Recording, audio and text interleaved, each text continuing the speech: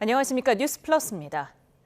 12.3 비선겸 선포 당시 계엄 해제 표결을 방해한 혐의가 있는 국민의힘 추경호 전 원내대표에 대한 체포동의안이 국회 본회의에서 가결됐습니다. 국민의힘은 야당 탄압이라면서 표결이 시작되자 본회의장에서 집단 퇴장했습니다. 취재기자를 연결합니다. 임성재 기자. 네, 국회입니다. 네, 오후 본회의 상황 정리해 주시죠. 네, 국회 본회의에서 12.3 비상계엄 선포 당시 국회의 계엄 해제 표결을 방해한 혐의를 받는 국민의힘 추경호 전 원내대표에 대한 체포동의안이 여권 주도로 가결됐습니다. 무기명 비밀투표로 진행된 표결은 재석 180명 중 찬성 172명, 반대 4명, 기권 무효 각각 2명으로 통과됐습니다. 정성호 법무부 장관은 추 전 원내대표가 윤석열 전 대통령으로부터 불법 비상계엄에 협조해달라는 취지의 요청을 받았다고 주장하며 구속 필요성을 강조했습니다. 들어보겠습니다. 대기하던 소속 의원들에게 접촉하여 본회의장 밖으로 나오도록 유도하는 방법으로 의원들의 심의 표결권 행사를 방해하는 등 이어서 신상 발언에 나선 당사자 추 전 원내대표는 상대 진영을 괴멸시키기 위해 정치가 사법을 끌어들이고 특검이 정적 제거 도구가 됐다고 목소리를 높였습니다. 들어보겠습니다. 잠시 위임받은 권력이 독선에 빠지는 순간 그 칼끝은 결국 자신을 향해 돌아온다는 사실을 잊지 마십시오. 국민의힘 의원들은 체포안 표결에 참여하지 않고 본회의장 밖에서 규탄 대회를 열고 특검의 영장 청구는 야당을 말살하고 일당 독재를 꿈꾸는 의도라고 직격했습니다. 추 전 원내대표 구속 여부에 따라 당에도 직격탄이 올 수 있는 만큼 야권 내 위기감은 더 고조되는 분위기인데요. 이 체포안 가결을 주도한 민주당은 추 전 원내대표에 대한 영장 발부 여부를 주시하고 있습니다. 앞서 정청래 대표는 추 전 원내대표가 내란 중요 임무에 종사한 공범으로 인정되면 국민의힘 의원들도 모두 내란 공범에 해당할 거라고 주장했는데요. 만약 실제로 추 전 원내대표에 대한 구속영장이 발부되면 국민의힘을 향한 위헌정당 해산 심판 압박을 더 거세게 이어갈 것으로 예상됩니다. 이번 체포안 표결과는 별개로 시급한 민생 법안을 처리하자는 민주당 제안과 국민의힘의 수용에 따라 여야는 철강산업 지원을 위한 K스틸법 등 민생 법안 7건도 통과시켰습니다. 예, 이런 가운데 민주당 장경태 의원이 성추행 혐의로 경찰에 고소되면서 정청래 민주당 대표가 긴급 진상조사를 지시했죠? 네, 오늘 오후 민주당 장경태 의원이 이 성추행 혐의로 피소당했다는 언론 보도가 나왔습니다. 실제 경찰에도 관련 고소장이 접수된 거로 확인됐습니다. 이 소식을 접한 정청래 대표는 곧바로 이 관련 언론 보도에 대해 당 윤리감찰단이 진상조사를 하라고 지시했습니다. 이에 따라 윤리감찰단은 장 의원이 가지고 있는 관련 자료가 있는지, 장 의원 입장은 어떤지 등을 전반적으로 확인할 전망입니다. 정 대표의 최측근으로 꼽히는 장 의원은 서울시당 위원장이자 당원 주권 TF 위원장 등도 맡고 있는데요. 장 의원은 기자들과 만나 잠깐 술자리에서 동석했을 뿐 추행은 없었고 음해라면서 강력히 반발했습니다. 또 이 허위 무고에 대해 법적 조치도 시사했습니다. 지금까지 국회에서 YTN 임성재입니다. 국회 체포동의안이 가결된 국민의힘 추경호 의원에 대한 법원의 영장실질심사는 다음 주에 이뤄질 전망입니다. 박지영 내란특검보는 체포동의 통지서를 송부하는 절차를 고려했을 때 구속 전 피의자 신문은 다음 주쯤 진행될 것으로 예상된다고 말했습니다. 국회 결정에 따라 추 의원에 대한 체포동의서 통지서는 법무부와 특검을 거쳐 법원에 전달되고 이후 법원은 영장실질심사 일정을 지정하게 됩니다. 검찰이 자유한국당 패스트트랙 사건 1심 선고 결과에 대해 항소를 제기하지 않기로 결정했습니다. 검찰은 선고 형량이 구형에 미치지 못해서 아쉽다면서도 범행 동기가 사적 이익 추구에 있지 않은 점 등을 고려했다고 밝혔습니다. 취재기자를 연결합니다. 양동훈 기자, 검찰이 결국 자유한국당 패스트트랙 사건 항소를 포기했죠? 네, 서울 남부지방검찰청은 지난주 있었던 자유한국당 패스트트랙 사건 1심 선고 결과를 두고 피고인 26명 모두에 대해 항소하지 않기로 결정했다고 밝혔습니다. 검찰은 지난 2019년 패스트트랙 충돌 당시 자유한국당 의원들과 당직자들의 범행이 불법적인 수단으로 입법 활동을 방해해 죄책이 가볍지 않았다고 강조하면서 구형에 미치지 못한 형이 선고된 것에 대해서는 아쉬운 점이 있다고 전했는데요. 다만 범행 전반에 대해 유죄가 선고됐고 재판이 진행되는 6년 가까이 분쟁이 이어진 점을 고려했다고 설명했습니다.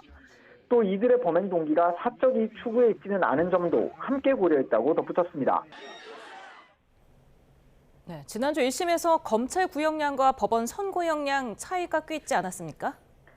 네, 검찰은 당시 자유한국당 원내대표였던 국민의힘 나경원 의원에 대해 특수공무집행 방해 등 혐의로 징역 1년 6개월, 국회법 위반 혐의로 징역 6개월을 구형했습니다. 이외에 국민의힘 송원석 원내대표에게 각각 징역 10개월과 벌금 200만 원을 구형하는 등 현직 국회의원 6명 중 5명에게 의원직 상실형을 선고해달라고 재판부에 요청했습니다. 하지만 재판부는 검찰 구형보다 훨씬 낮은 형량을 선고했습니다. 나 의원은 벌금 2천만 원과 400만 원을 선고받았고 송 원내대표는 벌금 1,000만 원과 150만 원을 선고받았습니다. 김정재, 이만희, 윤한홍, 이철규 의원도 모두 벌금형으로 의원직 상실 기준보다 낮은 형량을 선고받았습니다. 내일은 충돌 당시 자유한국당 당직자 등을 폭행한 혐의 등으로 재판에 넘겨진 더불어민주당 의원 등 10명에 대한 검찰 구형도 이뤄질 예정인데 자유한국당 사건과 비교해서는 전반적으로 죄질이 가볍다는 평가가 나오는 만큼 검찰이 어느 정도 형량을 구형할지 관심입니다. 지금까지 사회부에서 YTN 양동훈입니다.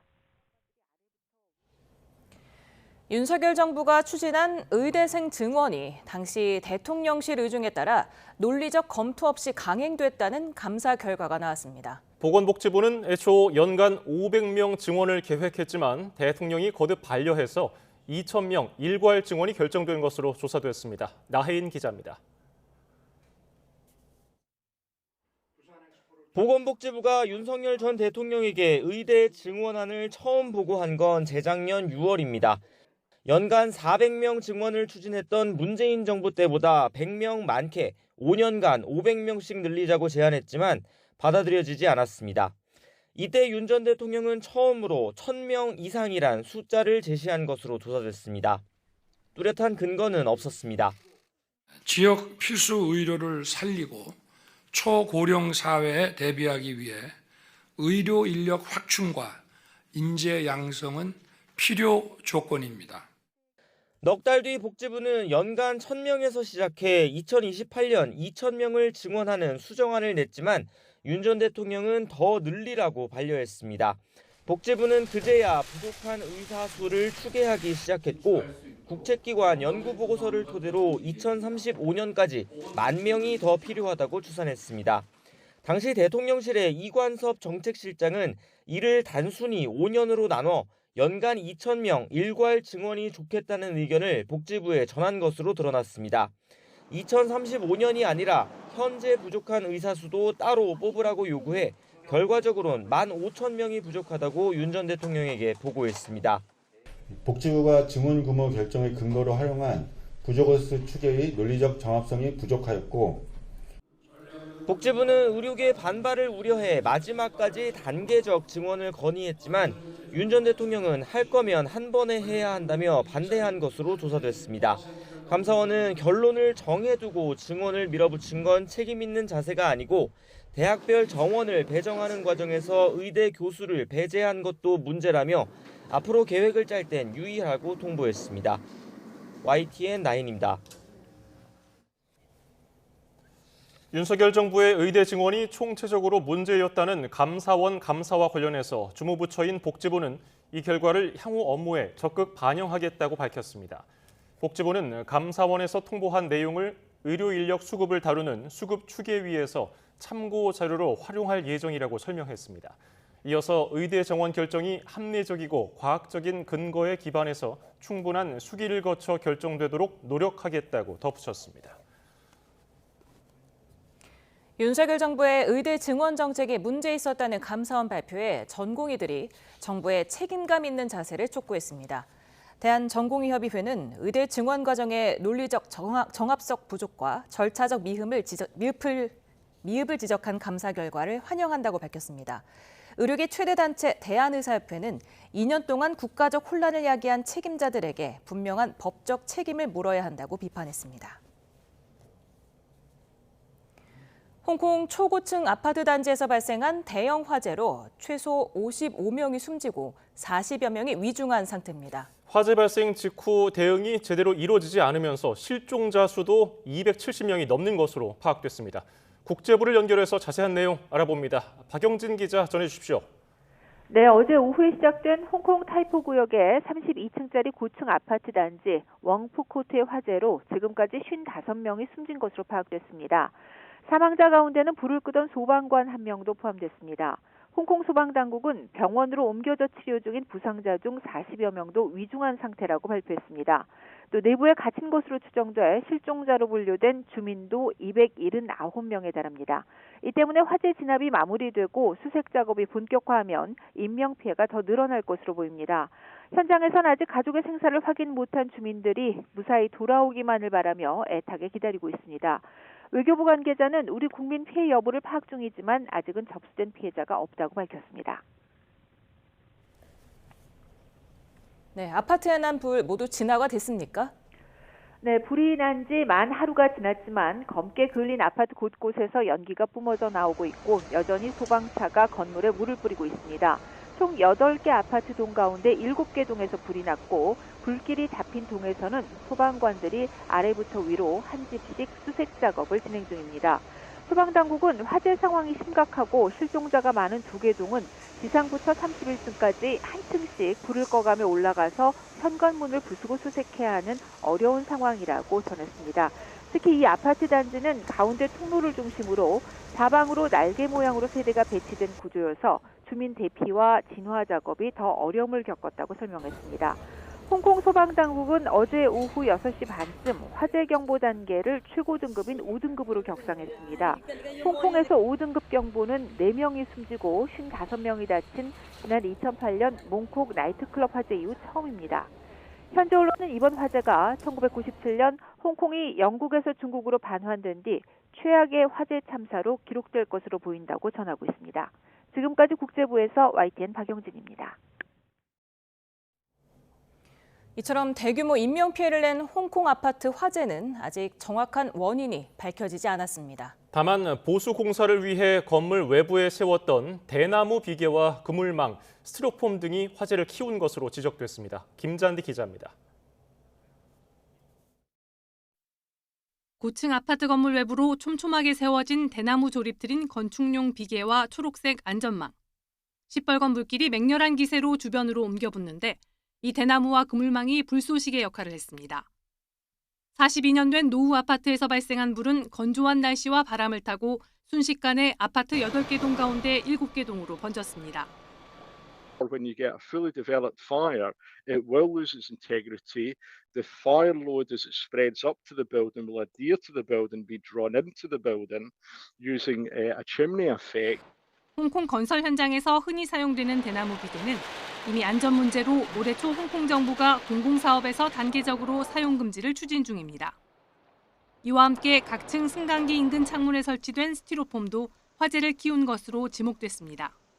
We found the styrofoam installed outside the window, on each floor near the lift lobby, and everyone knows this material is inflammable material. 화재 초기 경보기가 먹통이어서 주민들이 불난 사실을 뒤늦게 알았다는 겁니다. 我唔喺現場，我係收到屋企人通知我先至翻嚟睇，跟住我聽翻啲居民講，佢就其實係冇響過alarm嘅。 CNN은 이 아파트 주민의 36%가 65세 이상 고령자라고 전했는데 대피가 늦어지면서 인명피해를 키운 것으로 보입니다. 홍콩 경찰은 이 아파트 보수공사 책임자 3명을 과실치사 혐의로 체포해 조사하고 있습니다. 경찰은 창문을 밀봉하기 위해 사용한 보호망과 필름, 스티로폼 소재가 관련 안전 기준을 충족하지 못해 화재가 급속도로 확산했을 수 있다고 보고 있습니다. YTN 김잔디입니다. 네, 조금 전 전해 들어온 속보 전해드리겠습니다. 김민석 총리가 계엄버스에 탑승했던 육군 법무실장의 근신 징계를 취소하고 엄정히 재검토하라는 지시를 했다는 보도가 들어왔습니다. 예, 김민석 총리 계엄버스에 탑승했던 육군 법무실장 징계, 근신 징계가 내려졌는데 이를 취소하고 징계 절차를 즉각 다시 착수하라, 이런 엄정 재검토를 지시했다는 소식이 들어왔습니다. 보다 자세한 소식은 이어지는 뉴스에서 전해드리겠습니다. 네, 다음 소식입니다. 과자 2개, 1,050원어치를 먹었다가 재판까지 간 초코파이 절도 사건 들어보셨죠? 네, 1심 유죄 판결로 현대판 장발장 논란을 빚기도 했는데요. 항소심 재판부가 원심을 뒤집고 무죄를 선고했습니다. 김민성 기자입니다. 지난해 1월 물류회사 사무실 냉장고에 있던 초코파이와 카스타드 등 과자 1,050원어치를 꺼내 먹은 혐의로 재판에 넘겨진 40대 보안업체 직원. 원심은 피고인에게 벌금 5만 원의 유죄를 선고했지만 항소심 재판부의 판단은 180도 달랐습니다. 재판부는 비록 관리자의 명시적 승낙은 없었더라도 피고인이 남의 물건을 훔치려는 의도를 가지고 과자를 먹었다고 보긴 어렵다며 무죄로 판단했습니다. 하청 보안업체 직원들이 원청인 물류업체 소속 탁송 기사들로부터 간식을 꺼내 먹으라는 호의를 받아온 관행을 인정한 겁니다. 과자는 새벽마다 일찌감치 사무실 문을 열어 밖에서 기다리지 않게 해준 데 대한 일종의 감사 표시였던 것으로 알려졌습니다. 실제로 피고인의 보안업체 동료 직원 39명은 이 사건 전까지 과자를 먹고 문제된 적이 없다는 진술서를 냈고 법정에 나온 탁송기사 역시 이런 관행이 있었다고 들었다는 취지로 증언했습니다. 피고인에게 과거 절도 등 전력이 있어서 불리할 거란 관측도 있었지만 재판부는 사건의 전후 사정을 더 중요하게 판단한 것으로 보입니다. 검찰 쪽에서 선고유예 구형을 하셔서 어느 정도는 위험 부담을 조금은 줄인 상태에서 선고를 받을 수 있어서 너무 좋았고 그 결과가 나온 게 전 너무 기쁘고. 피고인은 선고 이후 노조를 통해 낸 입장문에서 재판부의 온정과 관심 덕분에 명예를 회복했다며 감사를 표했습니다. 그러면서 호의를 기반으로 한 수십 년 관행이 한순간에 범죄가 된 상황이 안타깝다며 치욕스럽고 힘겨운 나날을 보냈다고 그간의 소회를 덧붙였습니다. 이번 무죄 판결로 피고인은 경비업법상 결격 사유를 피해 일자리도 계속 지킬 수 있게 됐습니다. YTN 김민성입니다. 40일 넘게 실종된 여성을 숨지게 한 혐의로 긴급 체포된 50대 남성이 충주호에 차량을 유기한 사실이 확인됐습니다. 하지만 차량 안에서 실종 여성은 발견하지 못했는데 경찰은 이 남성에 대한 수사를 마치는 대로 구속영장을 신청할 방침입니다. 김기수 기자입니다. 사복 차림의 형사들이 식당 안으로 들어갑니다. 식당 안에서 한 남성을 붙잡고 밖으로 나와 차에 태웁니다. 40여일 넘게 실종된 50대 여성을 숨지게 한 혐의를 받는 54살 김모 씨가 경찰에 긴급 체포되는 모습입니다. 알았어요, 저희도요. 조용히 다 처리하고 그냥 바로 체포해서 가신 모양이더라고요. 실종 여성은 지난달 14일 퇴근 후 행방이 묘연해졌고 경찰은 이 여성의 전 연인이었던 김 씨를 유력한 용의자로 보고 수사를 벌여왔습니다. 결국 검거된 김 씨는 경찰 조사에서 피해자의 차량을 충주에 버렸다고 털어놨습니다. 경찰이 김 씨가 지목한 곳에서 차량을 인양했지만 피해자는 발견하지 못했습니다. 인양된 차량입니다. 지금은 천막이 덮여져 있고 경찰의 출입 통제선도 내걸려 있습니다. 경찰 조사에서 김 씨는 피해자 차량의 번호판을 바꾸면서 추적을 피하던 것으로 파악됐습니다. 경찰 관계자는 인양된 피해자 차량에서 유의미한 단서를 확보해 국과수에 긴급 감정을 의뢰했다면서도 어떤 단서인지는 수사 사안으로 알려줄 수 없다고 설명했습니다. 김 씨는 폭행 사실은 인정했지만 추가 범행은 부인한 것으로 전해졌습니다.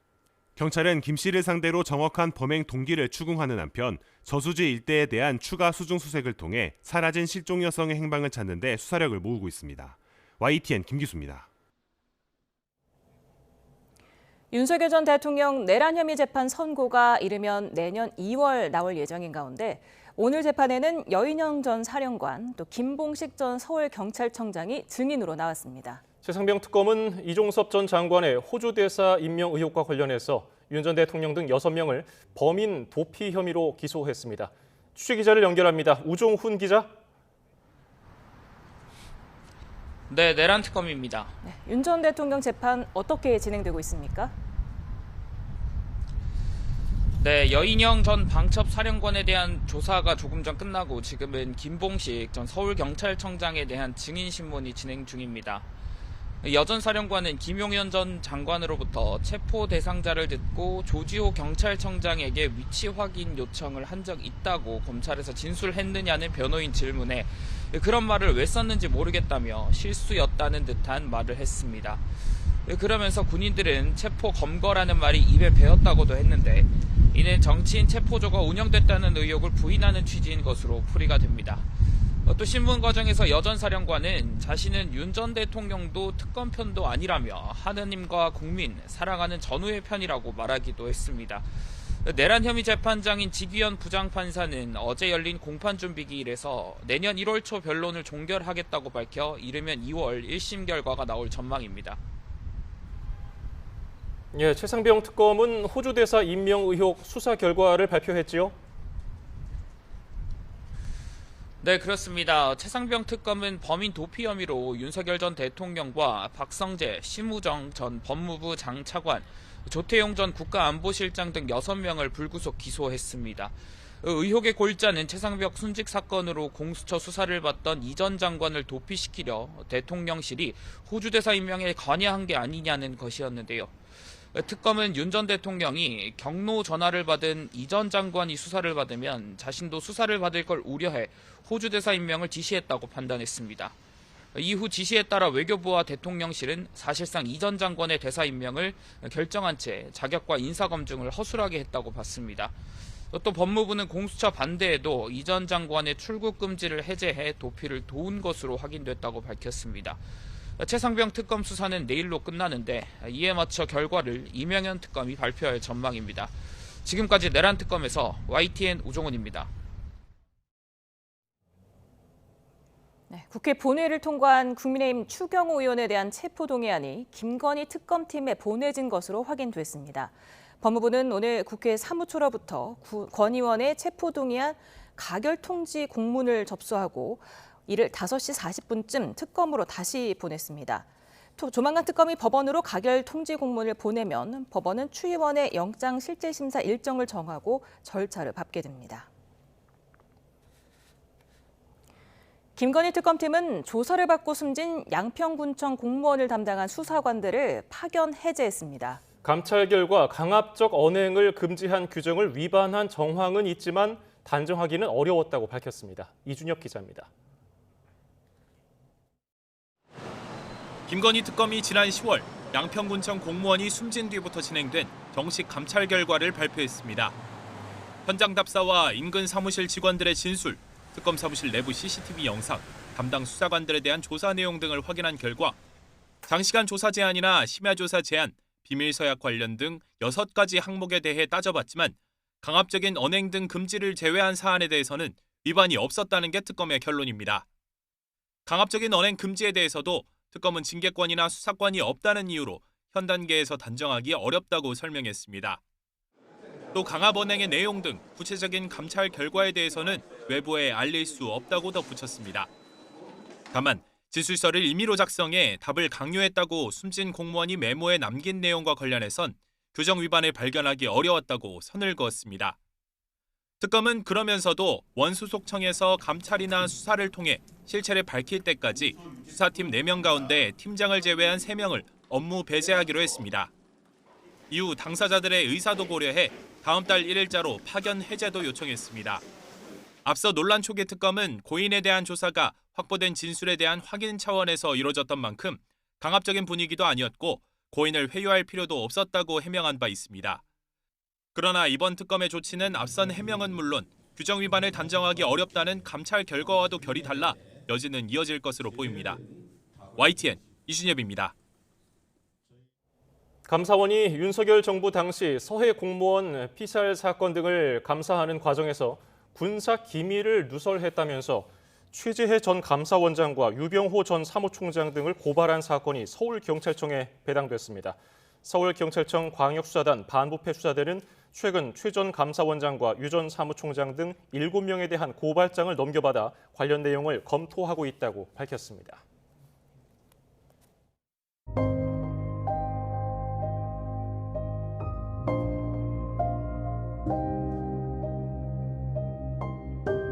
선생님, 사랑합니다. 영원히 잊지 못할 겁니다.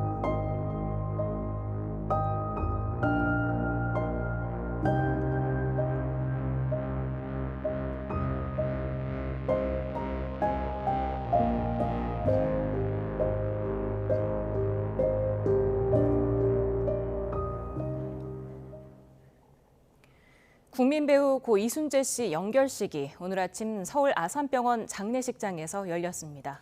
하지원과 김영철 등 후배들은 추도사를 통해서 연기에 그리고 인생의 큰 스승을 잃었다고 고인을 추모했습니다. 이광현 기자입니다. 인자한 미소를 짓고 있는 고인의 영정사진 옆으로 금관 문화훈장이 놓여 있습니다. 1시간 반가량 열린 연결식에는 평소 고인을 따랐던 최수종과 유동근 배우 등 대중문화계 종사자 120여 명이 자리했습니다. 많은 분야에서 우리들의 모범, 방송 연기의 역사 또한 연기의 역사를 써내려가셨습니다. 무대와 브라운관에서 동고동락하며 연기를 배웠던 후배들은 고인의 부재가 여전히 믿기지 않는다며 저마다 인생의 스승을 눈물로 회고했습니다. 수십 년간 연기에 오신 분도 여전히 연기가 어렵다고 말할 수 있다는 것. 그 솔직함과 겸손함이 저에게는 그 어떤 말보다 큰 위로이자 평생의 가르침이 되었습니다. 드라마 한 장면이라면 얼마나 좋겠습니까? 오케이, 컷! 소리에 툭툭 털고 일어나셔서 정말 수고 많으셨습니다, 선생님. 고인이 걸어온 세월만큼 91송이의 국화와 생전 작품 등을 담은 추모 영상도 연결식장을 채웠습니다. 지난 1956년 연극으로 데뷔한 이순재는 반세기 넘게 연극과 드라마, 영화 등 140여 편의 작품에 출연했습니다. 예술은 영원한 미완성이라며 구순에도 대학로 소극장을 지켰던 대중문학의 거목 이순재. 시대의 어른을 잃은 대중의 추모 물결 속에 경기도 이천 에덴 낙원에서 영면에 들었습니다. YTN 이광현입니다. 핀테크 공룡으로 거듭나게 된 네이버와 두나무가 각기 다른 기술 융합으로 글로벌 핀테크 시장을 선점하겠다는 계획을 밝혔습니다. 하지만 두나무의 가상자산 거래소 업비트에서 400억 원대 해킹 정황이 확인되며 야심찬 도전 발표에 찬물을 끼얹었습니다. 박기환 기자입니다. 20조 원 규모의 핀테크 공룡 기업의 탄생을 알린 네이버와 두나무의 최고 경영진이 한자리에 모였습니다.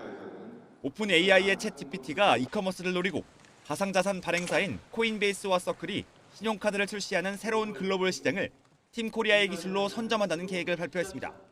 빅 플레이어들이 시장을 잠식하기 전에 더 빠르게 또 더 멀리 가기 위해서는 한국 기업들 간의 역량을 통해 글로벌 수준의 경쟁력을 확보하는 것이 핵심입니다.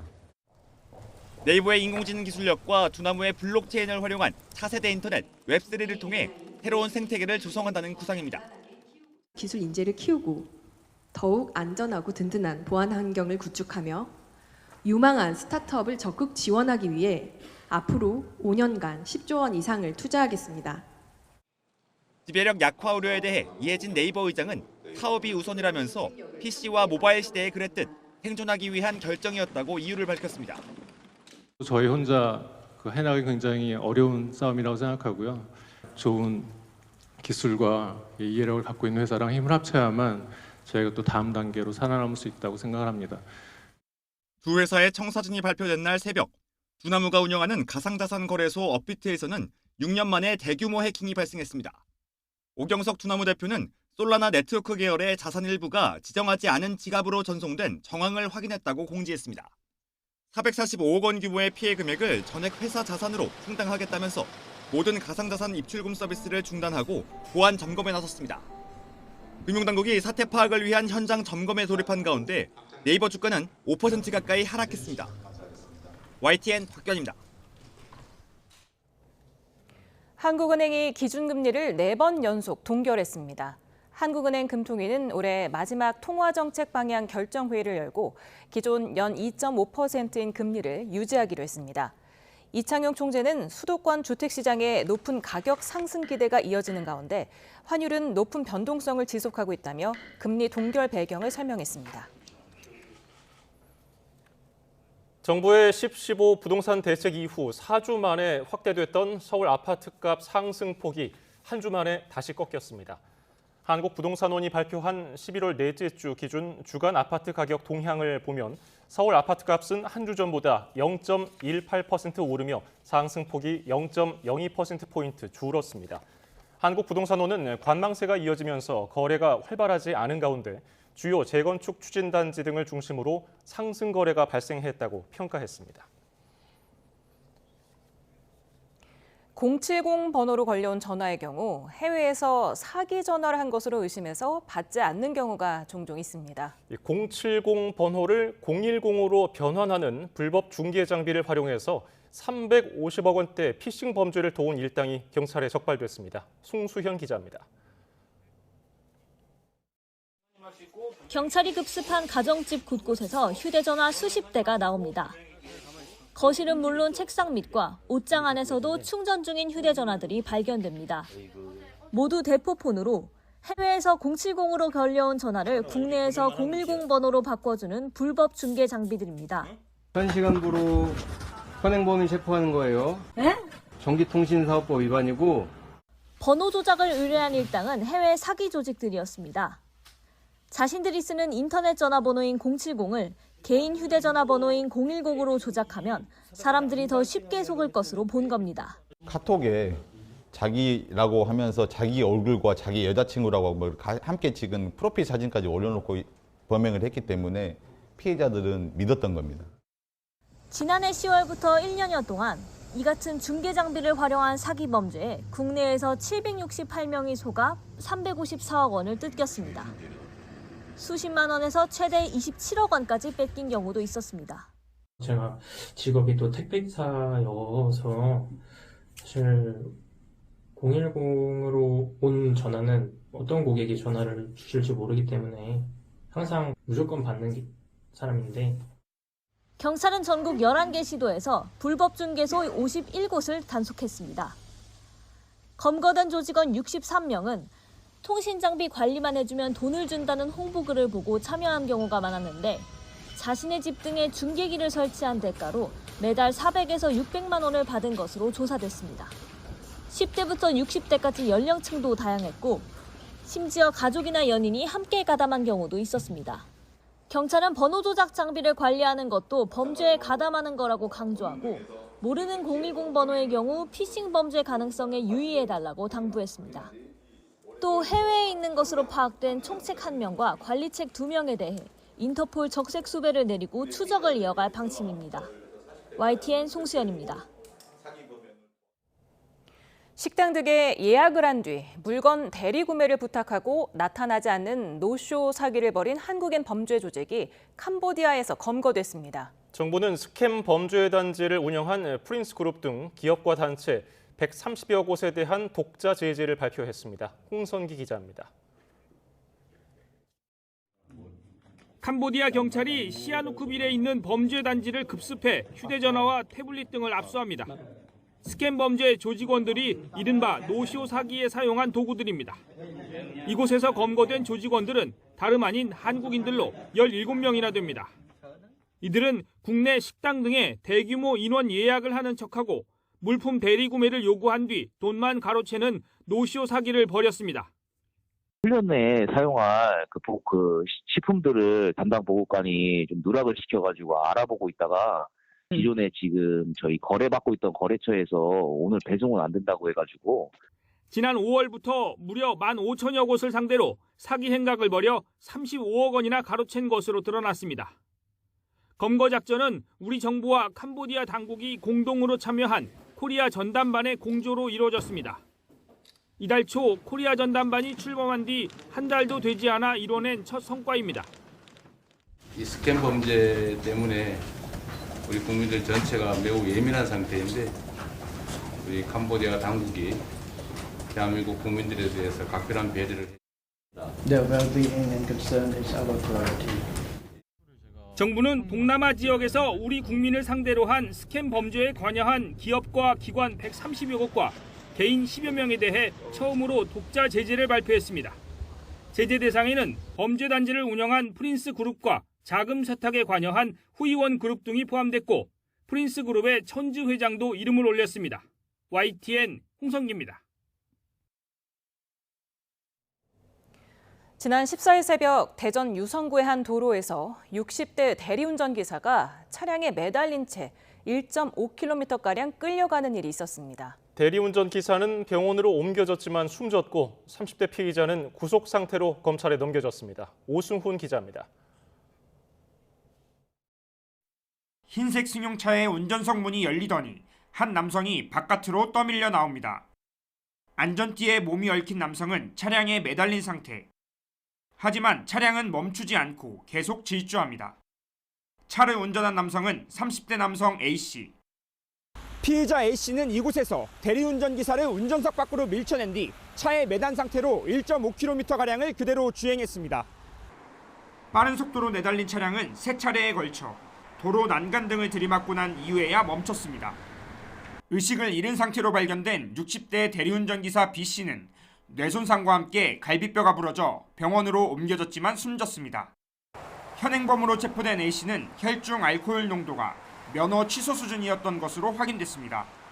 경찰 조사 결과 A씨는 직장 동료들과 술을 마시고 충북 청주에 있는 숙소로 이동하던 중 대리기사와 실랑이를 벌인 뒤 범행한 것으로 확인됐습니다. 2차 술자리까지만 기억이 나고 나머지는 기억이 안 난다고 했지만 그 차량 블랙박스하고 방범용 CCTV 자료를 보니까 내가 운전한 것이 맞다고 이렇게 진술했습니다. 한순간에 가장을 잃은 유족들은 억울한 마음을 호소하며 엄벌을 촉구했습니다. 듣는 순간 피가 거꾸로 솟는 것 같더라고요. 너무 화가 났고 또 아빠가 얼마나 그게 고통스러웠을까 이런 생각도. 경찰은 살인과 음주운전, 운전자 폭행 등 혐의를 적용해 A씨를 구속 상태로 검찰에 넘겼습니다. YTN 오승훈입니다. 지난 대선 당시 더불어민주당 후보였던 이재명 대통령의 두 아들이 병역을 면제받았다는 허위 사실을 퍼뜨린 혐의로 이수정 국민의힘 수원정 당협위원장이 불구속 기소됐습니다. 이 위원장은 지난 5월 28일 SNS에 이 대통령의 두 아들이 모두 병역을 면제받았다는 허위 사실을 올려 명예를 훼손한 혐의가 있습니다. 이 대통령의 두 아들이 군복무를 이행한 것으로 확인되자 이 위원장은 온라인에서 떠도는 정보를 공유했다가 잘못된 정보임을 알고 삭제했다며 용서해달라고 해명했습니다. 남욱 변호사 소유로 추정되는 서울 청담동 건물의 추징 보전 해제 여부를 판단할 재판이 시작됐습니다. 부동산 개발업체 A사 측은 건물 소유자는 남 변호사가 아닌 A사라고 주장했지만 국가 측은 남 변호사와 A사의 관계 등을 종합해보면 건물은 남 변호사에게 귀속된다고 반박했습니다. 재판부는 남 변호사에게 추징이 선고됐는지도 물었는데 A사 측은 관련 공소 사실에 무죄가 선고됐고 검찰이 항소하지 않아서 확정됐다며 조속히 추징 보전이 해제돼야 한다고 강조했습니다. 미국 최대 명절인 추수감사절을 하루 앞두고 백악관 바로 앞에서 주 방위군 병사 2명이 총격으로 중태에 빠졌습니다. 트럼프 대통령이 주도하고 있는 전국 주 방위군 배치에 대한 논란이 재점화할 것으로 보입니다. 워싱턴 홍상희 특파원입니다. 백악관 근처 도로가 수많은 경찰차로 가로막혀 있습니다. 무장한 경찰과 주 방위군이 현장을 다급히 다니며 조사를 벌이고 있습니다. 현지 시간 26일 오후 2시 15분쯤 백악관에서 북서쪽으로 2블록 떨어진 지하철역 근처 수많은 관광객이 오가는 곳에서 총성이 울렸습니다. 모퉁이를 돌아서 나타난 용의자가 순찰하고 있던 웨스트 버지니아 주 방위군 소속 병사 2명을 향해 총을 발사했습니다. This is a targeted shooting. One individual who appeared to target these guardsmen, that individual has been taken into custody. 총을 맞은 이들은 병원에 옮겨져 치료를 받고 있지만 위중한 상태입니다. 부상한 총격범도 현장에서 체포됐습니다. And make no mistake, they will be brought to justice. We will work together collaboratively because this is a matter of national security, because it's a matter of pride. 총격 사건이 일어난 곳은 보시는 것처럼 이렇게 백악관과 가까운 곳으로 여전히 교통 통제가 이루어져 있습니다. 백악관 앞도 이렇게 노란색 통제선과 함께 일시 폐쇄된 상태입니다. 트럼프 대통령은 주 방위군을 총으로 쏜 총격범을 향해 짐승과 같다며 엄청난 대가를 치를 거라고 경고했습니다. 앞서 트럼프 대통령은 범죄를 해결하겠다며 지난 8월부터 수도인 워싱턴 DC에 2,000명이 넘는 주 방위군을 투입했습니다. 워싱턴 DC 시 정부는 소송을 제기했고 지난 20일 연방지방법원은 주 방위군 배치를 금지하는 가처분 신청을 인용했습니다. 다만 가처분 명령 이행을 다음 달 11일까지 보류했습니다. 워싱턴 DC 경찰과 미 연방수사국 FBI는 용의자를 상대로 범행 동기를 조사하고 있습니다. 트럼프 대통령이 멤피스에 이어 포틀랜드와 시카고에도 주 방위군 배치를 추진하고 있는 가운데 이번 사건으로 주 방위군 논란이 재점화할 것으로 보입니다. 워싱턴에서 YTN 홍상입니다. 트럼프 대통령은 이번 사건을 테러 행위로 규정하며 거듭 강력 대응을 예고했습니다. 트럼프 대통령은 영상 메시지를 통해 용의자는 바이든 정권 시절 아프가니스탄에서 입국한 외국인이라며 미국에 도움이 되지 않는 외국인은 추방해야 한다고 말했습니다. 이어 사건이 발생한 워싱턴 DC를 보호하기 위해 추가로 군인 500명을 동원하라 지시했다며 미국을 다시 안전하게 만들 것이라고 강조했습니다.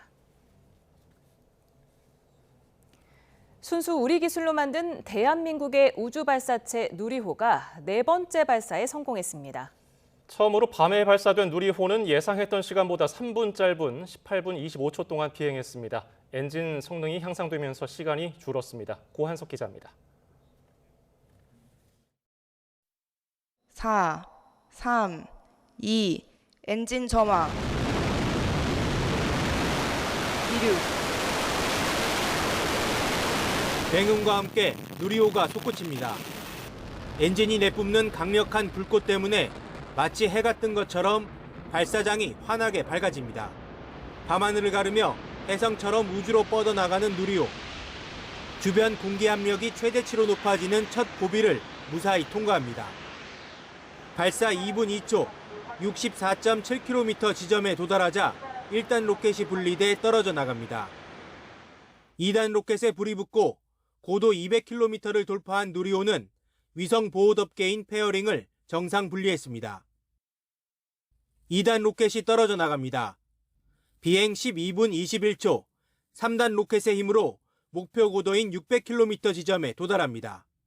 이번 발사의 핵심 임무인 차세대 중형 위성 3호를 분리하는 데 성공합니다. 이어 국내 기업과 대학, 연구기관의 큐브 위성 12기를 차례로 궤도에 올립니다. 민간 기업으로 기술을 이전한 뒤 처음으로 탄생한 발사체, 그리고 첫 야간 발사. 탑재 위성도 3차 때 8기에서 이번에는 13기로 늘었지만 문제는 없었습니다. 국내 우주 수송 능력을 확보하기 위해 독자 개발한 한국형 발사체 누리호 4차 발사가 국민의 관심과 성원 속에 성공했다는 것을 국민 여러분께 말씀드립니다. 엔진 연소 성능이 높아지면서 총 비행 시간은 예상보다 3분 정도 줄어든 18분 25초를 기록했습니다. 네 번째 도전을 성공적으로 마무리한 누리호는 대한민국 우주 발사체의 신뢰도를 한 단계 더 높였습니다. YTN 고한석입니다. 이번 누리호 발사 성공은 기술 자립도를 높였다는 성과를 넘어서 한국형 우주산업 생태계를 열었다는 데 의미가 큽니다. 이번에 민간으로 이전된 발사체 기술이 꽃피우면 한국판 스페이스X도 그저 꿈이 아닐 겁니다. 임늘솔 기자입니다. 밤하늘을 가르는 누리호. 200톤짜리 동체를 우주로 향하게 하는 건 1, 2, 3단에 있는 엔진 6개의 힘입니다. 모두 우리 기술로 만든 순수 국산 엔진입니다. 엔진을 포함해 누리호에 들어가는 부품은 37만여 개, 우리 기업 300여 곳이 만들었습니다. 특히 이번 4차 발사에서는 한화 에어로스페이스가 한국항공우주연구원을 대신해 제작과 조립을 총괄했습니다. 우리나라의 자주적인 국가 우주 개발 역량을 다시 한번 확인하는 계기가 되었습니다. 체계 종합 기업인 한화 에어로스페이스가 제작 총괄을 주관하고 발사 운영에 참여하여 역할을 완수했다는 점에서 큰 의미가 있습니다. 이번 발사를 통해 엔진은 물론 터보펌프, 전자장비 등 우주 발사체의 모든 핵심 기술이 국내 기업들에 스며들어 기술 자산으로 축적됐습니다. 민간에도 우주 분야의 전문 인력이 양성됐고 생산 인프라도 확충돼 우주산업 생태계가 조성된 겁니다. 이는 새로운 일자리와 부가가치를 창출하는 이른바 우주경제로 진입하는 강력한 동력이 될 전망입니다. 민간이 자립할 수 있고 이제 뉴스페이스 시대로 우리도 갈 수 있다는 것을 증명한 기회라고 생각을 합니다. 누리호의 발사 신뢰도가 올라갔고요. 발사 서비스도 더 이제 활성화되고 그다음에 다양한 우주에서의 이제 사업들이 펼쳐질 것으로 기대합니다. 누리호 4차 발사를 계기로 한국 우주기술은 연구 중심에서 산업 중심으로 이동하고 있습니다. 민간이 주도하는 새로운 우주산업 생태계가 열리면서 한국판 스페이스X의 탄생 가능성도 기대됩니다. YTN 사이언스 임늘솔입니다. 네, 조금 전 들어온 속보 전해드립니다. 패스트트랙 1심에 대해서 검찰이 항소하지 않기로 한 가운데 6년 전 국회에서 공수처법 등을 패스트트랙으로 지정하는 과정에서 의안 접수를 방해한 혐의로 1심에서 벌금형을 받은 국민의힘 나경원, 윤한홍 의원이 항소하기로 했습니다. 앞서서 서울 남부지방검찰청은 지난주 있었던 자유한국당 패스트트랙 사건 1심 선고 결과를 두고 피고인 26명 모두에 대해 항소하지 않기로 결정을 했는데요. 나경원 의원과 윤한홍, 이철규 의원이 항소하기로 했다는 소식이 들어왔습니다.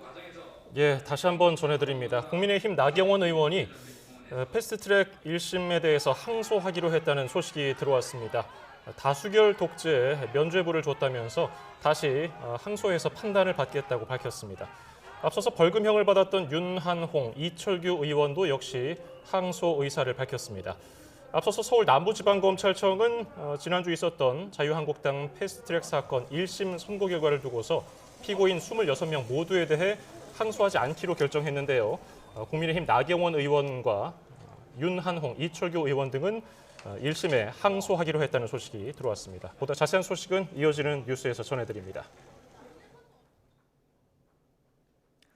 비구름 뒤로 찬 공기가 밀려오고 있습니다. 비는 점차 그치겠지만 밤사이 기온이 크게 떨어지겠는데요.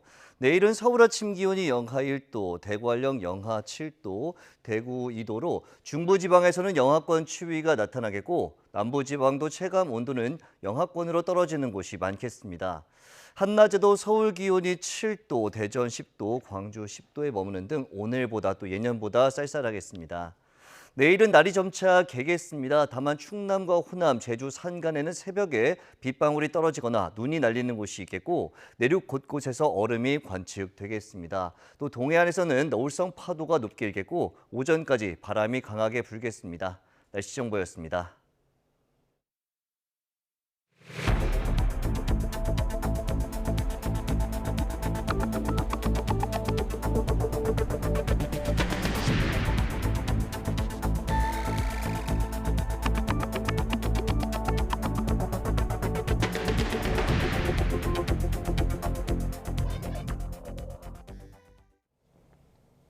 국민의힘 추경호 전 원내대표에 대한 체포동의안이 범여권 주로 국회를 통과했습니다. 구속적부심은 계엄 1년이 되는 다음 달 3일 전후로 이루어질 것으로 전망돼서 이 결과가 전국 최대 분수령이 될 것으로 보입니다. 박희재 기자입니다. 지난해 12월 3일 아비규환의 밤, 의원총회 장소를 몇 차례 바꿔 계엄 해제 표결 참여를 방해했다는 혐의로 내란 특검은 추경호 당시 국민의힘 원내대표에게 구속영장을 청구했습니다. 그리고 24일 만에 국회 본회의에 추 전 원내대표 체포동의안이 상정됐습니다. 혐의가 객관적으로 입증됐다는 법무부 장관 설명에 당사자는 미리 결론을 정해놓은 공작 수사라며 떳떳하게 돌아오겠다고 외쳤습니다. 객관적 증거에 혐의가 입증되고 사안의 중대성과 도주 또는 증거인멸의 우려 등에 비추어 구속을 필요로 하는 사유가 있다고 하고 있습니다. 영장 청구는 국민의힘을 위헌정당 해산으로 몰아가 보수정당의 맥을 끊어버리겠다는 내란몰이 정치 공작입니다. 국민의힘이 표결 직전 모두 퇴장해 규탄대회를 진행한 사이 체포동의안은 법여권 주도로 넉넉하게 국회 문턱을 넘었습니다. 총 투표수 180표 중 가 172표, 부 4표, 기권 2표, 무효 2표로서 구속영장 심사는 다음 주에 잡힐 것으로 보입니다. 공교롭게도 비상계엄 1년을 전후에 결과가 나오는 건데 민주당은 특권과 변명 뒤에 숨지 말라면서 내란 청산으로 헌법소 책무를 다하겠다고 강조했습니다. 그 내란의 밤 때 우리가 죽음을 각오하고 국회 본회의장을 사수해서 비상계엄 해제 결의안을 통과시켰던 그때의 심정으로 돌아가서 정말 결연한 자세로 국민의힘은 영장 기각을 확신하며 거대 여당의 폭주는 나비 효과가 될 거라고 경고했는데 반전 계기로 삼겠다는 분위기입니다. 이것은 단순한 가결이 아니라 이재명 정권의 생명을 단축하는 정권 몰락의 트리거가 될 것입니다. 전국 냉각에 고리로 작용했던 위헌정당 해산 가능성 역시 추경호 전 원내대표의 영장 결과가 변곡점이 될 것으로 보입니다. 이래저래 12.3은 정치권의 또 한 번 운명의 날이 될 수 있습니다. YTN 박 기자입니다. 국민의힘 추경호 의원은 다음 주 법원의 구속 심사를 받을 전망입니다. 계엄 당일에 있었던 윤석열 전 대통령과의 통화가 핵심이 될 것으로 보입니다. 안동준 기자입니다. 계엄이 선포된 직후 추경호 의원은 여의도 당사로 가면서 홍철호 정무수석과 한덕수 총리에게 차례로 전화를 걸었습니다. 대통령 비서실장과 수석은 물론 국무위원들도 반대했다는 취지의 설명을 들은 것으로 특검 조사 결과 파악됐습니다. 여당 원내대표였던 추 의원이 윤석열 전 대통령의 전화를 받은 건 12월 3일 밤 11시 22분.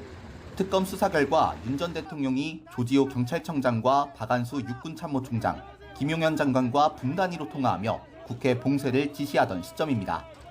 두 사람의 통화는 2분 5초 동안 이어졌는데 당사자의 설명은 이렇습니다.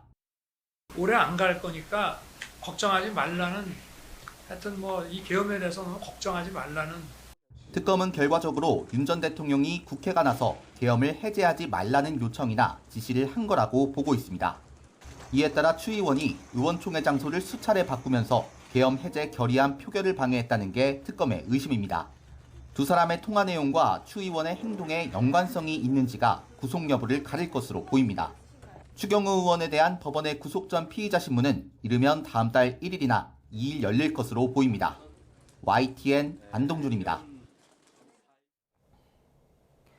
더불어민주당 장경태 의원에게 성추행을 당했다는 고소장이 접수돼 경찰이 수사에 나섰습니다. 장 의원은 사실 무근이라면서 법적 대응을 시사한 가운데 민주당 정청래 대표는 윤리감찰단에 긴급 조사를 지시했습니다. 윤웅성 기자입니다. 더불어민주당 장경태 의원이 성추행 혐의로 지난달 고소당해 서울경찰청이 수사에 착수했습니다. 고소인은 지난해 말 모임에서 장 의원에게 추행을 당했다고 주장하는 것으로 파악됐습니다. 한 매체의 보도로 이 사실이 알려지자 장 의원은 잠깐 술자리에 동석했을 뿐 추행은 없었다. 음해다. 강력히 반발했습니다. 허위 무고에 대해 법적 조치도 시사했습니다. 제가 아는 건 없고요. 강력하게 대응할 겁니다. 네, 전혀 사실 무근이고요. 민주당 정청래 대표는 하지만 당 윤리감찰단에 성추행 의혹 보도에 대해 진상조사를 긴급 지시했습니다. 서울 동대문을을 지역구로 둔 재선 장 의원은 정청래 대표의 최측근으로 꼽힙니다. 특히 정 대표의 간판 공약, 1인 1표제로 대표되는 당원 주권 정당 특위 위원장을 맡는 등 핵심 실세입니다. 앞서 이춘석 의원의 차명 주식 거래 의혹과 최강욱 전 의원의 성비위 2차 가해 논란 때 발빠르게 조사를 지시했던 정 대표가 불필요한 의심을 받지 않도록 선제 조치에 나선 거라는 분석도 나옵니다. 경찰은 조만간 고소인을 부르는 등 본격 수사에 착수할 예정인데 이번 돌발 변수가 어떤 결과를 낳을지 당내 역학관계와 맞물려 정치권 파장도 주목됩니다. YTN 윤홍성입니다. 검찰이 자유한국당 패스트트랙 사건 1심 선고 결과에 대해서 항소를 제기하지 않기로 결정했습니다. 일부 피의자들은 항소했는데 2심 재판에서는 무죄나 감형 취지의 주장만 다투게 됐습니다. 취재 기자를 연결해서 자세한 내용 들어봅니다. 양동훈 기자, 자세한 내용 전해주십시오. 네, 서울 남부지방검찰청은 지난주 있었던 자유한국당 패스트트랙 사건 1심 선고 결과를 두고 피고인 26명 모두에 대해 항소하지 않기로 결정했다고 밝혔습니다. 검찰은 지난 2019년 패스트트랙 충돌 당시 자유한국당 의원들과 당직자들의 범행이 불법적인 수단으로 입법 활동을 방해해 죄책이 가볍지 않다고 강조하면서 구형에 미치지 못한 형이 선고된 것에 대해서는 아쉬운 점이 있다고 전했는데요. 다만 범행 전반에 대해 유죄가 선고됐고 재판이 진행되는 6년 가까이 분쟁이 이어진 점을 고려했다고 설명했습니다. 또 이들의 범행 동기가 사적 이익 추구에 있지는 않은 점도 함께 고려했다고 덧붙였습니다. 다만 국민의힘 나경원, 윤한홍, 이철규 의원이 항소하기로 했고 황교안 전 총리와 김성태, 곽상도 전 의원 등도 항소장을 제출한 상태라 2심 재판에서 이들의 무죄나 감형 여부를 다투게 됐습니다. 네, 앞서 1심에서 검찰 구형량과 법원 선고형량 얼마나 차이가 났었죠? 네, 검찰은 당시 자유한국당 원내대표였던 국민의힘 나경원 의원에 대해 특수공무집행 방해 등 혐의로 징역 1년 6개월, 국회법 위반 혐의로는 징역 6개월을 구형했습니다. 이외에 국민의힘 송원석 원내대표에게 각각 징역 10개월과 벌금 200만 원을 구형하는 등 현직 국회의원 6명 중 5명에게 의원직 상실형을 선고해달라고 재판부에 요청했습니다. 하지만 재판부는 검찰 구형보다 훨씬 낮은 형량을 선고했습니다. 나 의원은 벌금 2천만 원과 400만 원을, 송 원내대표는 벌금 1,000만 원과 150만 원을 선고받았습니다. 김정재, 이만희, 윤한홍, 이철규 의원도 모두 벌금형으로 의원직 상실 기준보다 낮은 형량을 선고받았습니다. 내일은 충돌 당시 자유한국당 당직자 등을 폭행한 혐의 등으로 재판에 넘겨진 더불어민주당 의원 등 10명에 대한 검찰 구형도 이뤄질 예정인데 자유한국당 사건과 비교해서는 전반적으로 죄질이 가볍다는 평가가 나오는 만큼 검찰이 어느 정도 형량을 구형할지 관심입니다. 지금까지 사회부에서 YTN 양동훈입니다. 여인영 전 방첩사령관이 윤석열 전 대통령 내란 혐의 재판에 출석해 정치인 체포조 운영 의혹을 부인하는 취지의 증언을 했습니다. 여 전 사령관은 김용현 전 장관으로부터 들은 체포 대상자들에 대한 위치 확인을 요청했다고 검찰에서 진술한 게 맞느냐는 변호인 질문에 왜 그런 말을 썼는지 싶다며 실수였다는 듯한 발언을 했습니다. 그러면서 군인들은 체포, 검거라는 말이 입에 배었다며 체포조 운영 의혹을 부인하는 취지의 말도 했습니다. 네, 조금 전 들어온 소식 전해드립니다. 16개월 아이의 사망, 학대 혐의로 부부가 구속됐다는 소식이 들어왔습니다. 법원은 도주 우려가 있다며 구속영장을 조금 전에 발부했습니다. 예, 경기 포천에서 16개월 영아가 숨진 사건과 관련해서 경찰이 구속영장을 신청했었는데요. 부부가 아동 학대 혐의로 구속됐다는 소식이 들어왔습니다. 법원은 도주 우려를 영장 발부 사유로 들었고요. 또 아동학대 살해 혐의로 친모, 계부에게 영장이 발부되면서 피하 출혈 그리고 골절이 다수 확인됐다는 내용도 확인이 됐습니다. 하지만 해당 부부는 혐의를 부인했습니다. 다시 한번 전해드립니다. 경기 포천에서 16개월 영아가 숨진 사건과 관련해서 아이를 학대한 혐의로 부부가 구속됐습니다. 친모와 계부에게 구속영장이 발부된 겁니다. 보다 자세한 소식은 이어지는 뉴스에서 전해드리겠습니다. 최상병 특검이 이종섭 전 국방부 장관을 호주 대사로 임명해 도피하게 한 혐의로 윤석열 전 대통령 등 6명을 추가 기소했습니다. 특검은 내일 150일 수사를 마치고 최종 결과 발표를 진행합니다. 임혜진 기자입니다. 이종섭 전 국방부 장관은 최상병 수사 외압 의혹으로 사임한 지 5개월 만인 지난해 3월 호주 대사에 전격 임명됐습니다. 당시 이 전 장관은 공수처 수사 대상으로 출국 금지 상태였는데 법무부는 공수처의 반대 의견에도 출국 금지를 해제했습니다. 며칠 뒤 이 전 장관은 호주로 출국했지만 여론이 나빠지자 다시 귀국했고 결국 대사직에서도 물러났습니다. 이미 수차례에 걸쳐서 그러한 의혹들이 사실이 아니라는 점은 분명하게 말씀드렸기 때문에 여러 가지 의혹들에 대해서 오늘은 다시 중보해서 말씀드리지 않겠습니다. 특검은 이 과정을 범인 도피라고 보고 윤 전 대통령을 추가로 기소했습니다. 이 전 장관에 대한 공수처 수사가 대통령 본인과 대통령실로 확대되지 않도록 하려 이 전 장관을 호주 대사로 임명해 출국시켰던 겁니다. 결국 이 사건은 최상병 사건 관련 수사 외압 사실을 은폐하기 위하여 의혹의 핵심 당사자이자 대통령과의 연결고리인 이종섭 전 장관을 외국으로 도피시킨 중대한 범행입니다.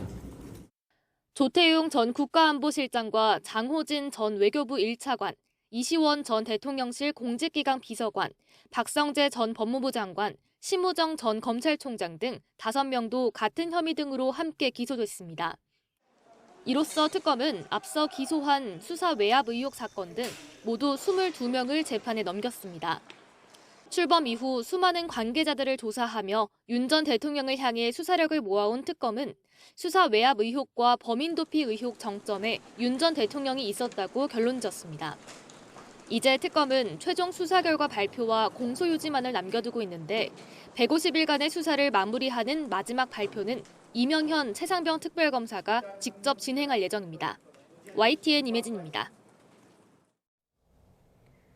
최상병 특검의 수사 기간이 내일 종료되는 가운데 내란 특검과 김건희 특검은 다음 달 종료를 앞두고 있습니다. 선고를 앞둘 만큼 재판에 속도가 붙은 사건이 있는가 하면은 조사에 이제 첫삽을 뜬 의혹도 많이 남아 있습니다. 오종훈 기자입니다. 초유의 3특검 가운데 최상병 특검이 가장 먼저 수사를 마치며 이제 내란과 김건희 특검이 남았습니다. 두 특검 모두 최장 180일 동안 가능한 수사 기간을 모두 활용했고 다음 달 14일과 28일 각각 종료를 앞두고 있습니다. 내란 특검은 수사 개시 한 달여 만에 윤석열 전 대통령을 재구속하며 성과를 냈습니다. 검찰과 공수처 등이 수사하지 않았던 외환 의혹을 파헤치기도 했습니다. 비상계엄을 선포할 수 있는 여건 조성을 목적으로 남북 간 무력 충돌 위험을 증대시키는 등 대한민국의 군사상 이익을 저해하였다는 것입니다. 김건희 특검은 김 씨를 구속한 데 이어 통일교가 김 씨에게 전달한 명품의 실물을 건진법사 전성배 씨로부터 확보했습니다. 김 씨가 샤넬 가방 2개를 받았다고 실토한 것도 의미 있는 결과입니다. 그라프 목걸이 1개를 비롯하여 피고인 김건희가 수수 후 교환한 샤넬 구두 1개 및 샤넬 가방 3개를 이미 제출받아 이를 압수하였습니다. 1심 재판도 비교적 속도를 내고 있는데 한덕수 전 국무총리 내란 혐의는 선고만 남았고 김건희 씨 주가 조작 등 혐의는 다음 달 3일 결심을 앞둔 상태입니다. 다만 변수는 초기 단계에 머물러 있는 사건도 있다는 겁니다. 윤 전 대통령이 김건희 씨의 사법 문제를 방어하기 위해 계엄을 선포한 게 아닌지 들여다보는 내란 특검의 수사는 이제 막 압수수색을 마친 상태입니다. 국민의힘 김기현 의원 부인이 김 씨에게 명품 가방을 건넨 경위와 양평 공흥지구 개발 특혜 의혹에 대한 김건희 특검 수사도 한창 진행 중입니다. 윤석열, 김건희 부부가 두 특검의 소환 통보에 연기를 요청하거나 응하지 않는 점 역시 난항이 예상되는 대목입니다. 이 밖에 고발이나 수사 과정에서 인지한 사건들에 대한 처분 검토도 필요한 상황이어서 내란, 김건희 특검의 수사는 마지막까지 숨가쁘게 이어질 전망입니다. YTN 오종훈입니다.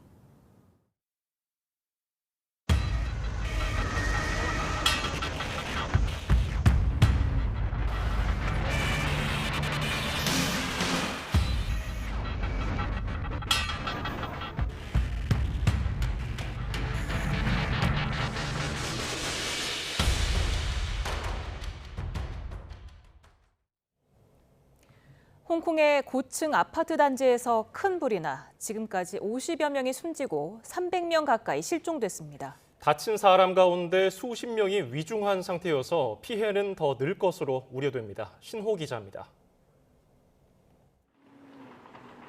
30층 넘는 고층 아파트 단지에서 불기둥이 치솟습니다. 전체 8개 동 가운데 7개 동에 차례로 불이 옮겨 붙었습니다. 홍콩 북부 타이포 구역의 아파트 단지가 거대한 화염에 휩싸인 것은 어제 오후 2시 50분쯤이었습니다. 跟住走落街睇話，原來第5棟燒得好犀利，即刻翻屋企執嘢咯。跟住就走落街到而家啦，都成3個幾鐘頭都有㗎啦。 밤새도록 불길이 잡히지 않았고 인명피해 규모도 급격하게 커졌습니다. 소방관을 포함해 사망자가 수십 명에 이르고 병원에서 치료받고 있는 주민도 많은 데다 특히 300명 가까운 실종자가 보고됐습니다. 首先嘅工作，最首要嘅工作就係撲滅咗今次嘅火災，同埋救援被困嘅居民。 헬기 등을 통한 화재 진압이 원활하지 않아 초기에 30층 넘는 고층 불길을 잡지 못했습니다.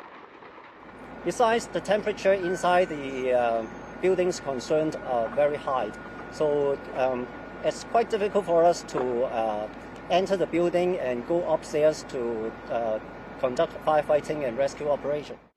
이 아파트 단지는 2,000세대 규모로 4,800여 명이 거주하는 것으로 알려졌습니다.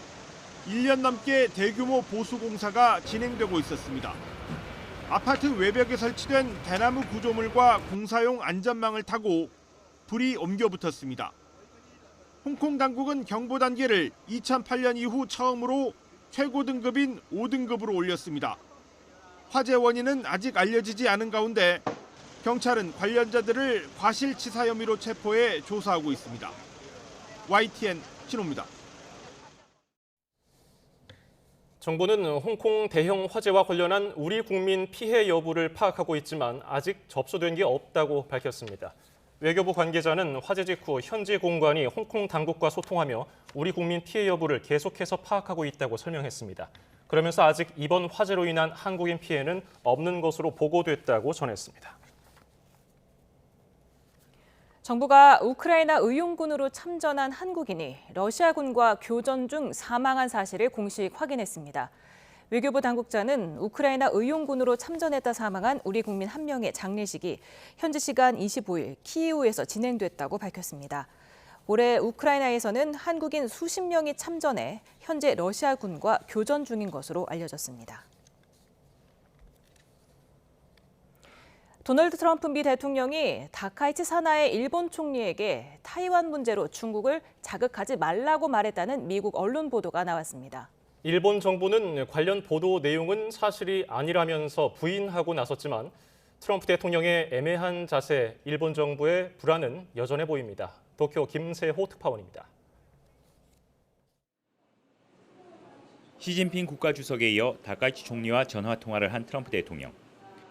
다카이치 총리는 통화에서 트럼프 대통령이 최근의 미중 관계를 설명했다면서도 자신의 타이완 유사시 개입 시사 발언과 관련해서는 별다른 언급을 하지 않았습니다.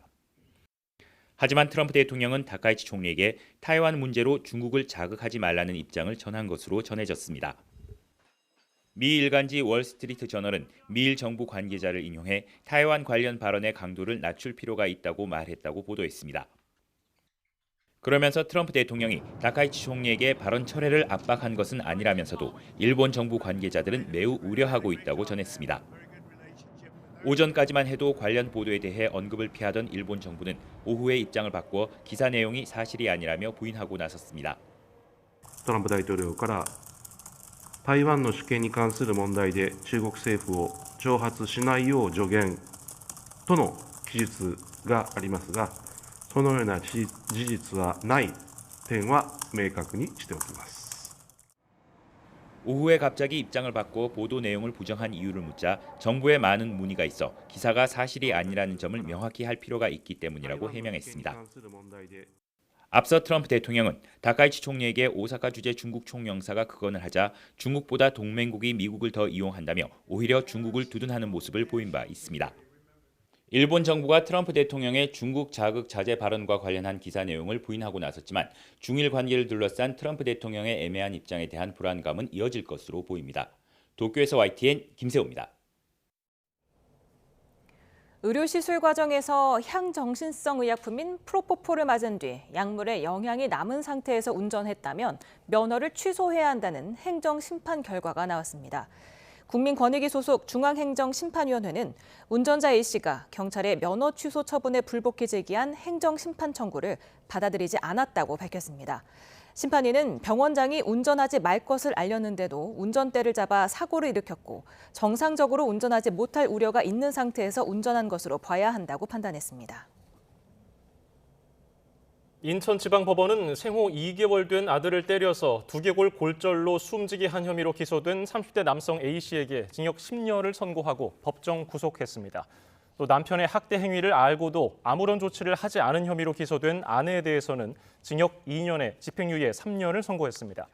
재판부는 피고인들의 학대와 방임으로 피해자는 극심한 신체적, 정신적 고통을 느끼며 짧은 생을 마감했을 것으로 보인다면서 납득하기 어려운 변명으로 일관하며 반성의 빛을 보이지 않고 있다고 양형 이유를 밝혔습니다. 한국은행이 4번 연속 기준금리를 동결했습니다. 이창용 총재는 앞으로 금리 인하와 동결 가능성을 모두 열어뒀다고 밝혔지만 인하 기조가 사실상 마무리된 게 아니냐는 해석도 나왔습니다. 보도에 손효정 기자입니다. 올해 마지막 기준금리 결정 회의에서도 한국은행은 연 2.5% 유지를 택했습니다. 지난 5월 0.25%포인트 인하를 끝으로 7월부터 4차례 연속 동결입니다. 한은은 최근 경기가 회복세에 접어든 가운데 물가 상승 부담이 커진 점에 주목했습니다. 금리 인하가 가뜩이나 오른 환율을 자극할 수 있다는 우려와 정부 부동산 대책 효과를 더 지켜볼 필요가 있다는 판단도 영향을 미쳤습니다. 가계부채도 10월 15일 대책 이전 늘어난 주택 거래의 영향으로 증가 규모가 확대될 수 있습니다. 환율은 높은 변동성을 지속하고 있어 한은은 앞으로 금리를 내릴 가능성도 그대로 유지할 가능성도 모두 열려 있다고 밝혔지만 표현은 미묘하게 달라졌습니다. 의결문에서 금리 인하 기조가 가능성으로 추가 인하 시기가 여부로 바뀌었습니다. 3개월 뒤 금리 인하 가능성을 밝힌 금통위원도 지난 8월 5명에서 이번에 3명으로 줄어들어 인하와 동결 의견이 반반으로 갈렸습니다.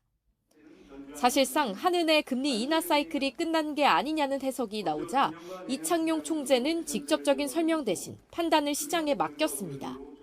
3대3 정도 내릴 가능성도 있다는 분도 있고 동결해야겠다는 분도 가능성이 크다고 생각하시는 분도 있고 그 과정에서 그걸 그냥 어떻게 해석하실지는 여러분이 받아들이셔야 될 것 같습니다. 최근 고환율 상황에 대해서는 금융위기 가능성은 크지 않지만 물가를 자극할 수 있다고 우려했습니다. 환율 상승 주요 원인으로는 서학개미를 다시 한번 지목했습니다. 왜 이렇게 해외 투자를 많이 하냐고 물어봤더니 정말 깜짝 놀라서 답이 쿨하잖아요. 이렇게 딱 나오더라고요. 무슨 금리 이런 게 아니라 그래서 이게 무슨 유행처럼 막 커지는 게 지금 그래서 그런 면에서 걱정이 됩니다. 이 총재는 해외 투자 쏠림 현상을 막으면 환율이 안정될 수 있다며 국민연금의 환해치가 오히려 수익성을 높여 노후 자산을 지킬 수 있다고 강조했습니다. 한은은 경제 성장률 전망도 조정했는데 올해와 내년 성장률을 각각 1.0%, 1.8%로 소폭 상향했습니다. YTN 손유정입니다. 환율 관련 기자간담회에서 서학개미에 대한 과세 강화 가능성을 열어둔 구윤철 부총리 발언과 관련해 서학개미들의 반발이 따르자 정부가 진화에 나섰습니다. 기재부는 환율 방어를 위해 해외 주식 양도소득세 추가 과세를 검토한 바 없다고 설명 자료를 냈습니다. 현재 해외 주식 투자자는 연 250만 원을 초과하는 양도 차익에 22%의 세금을 내고 있습니다. 정부의 10.15 부동산 대책 이후 4주 만에 확대됐던 서울 아파트값 상승폭이 이번 주 들어 다시 꺾였습니다. 강남 3구와 한강벨트 일부 자치구 상승폭은 평균을 웃돌았는데요. 거래 절벽 속에 시장 왜곡이 발생할 거란 우려도 나옵니다. 최두희 기자가 다녀왔습니다.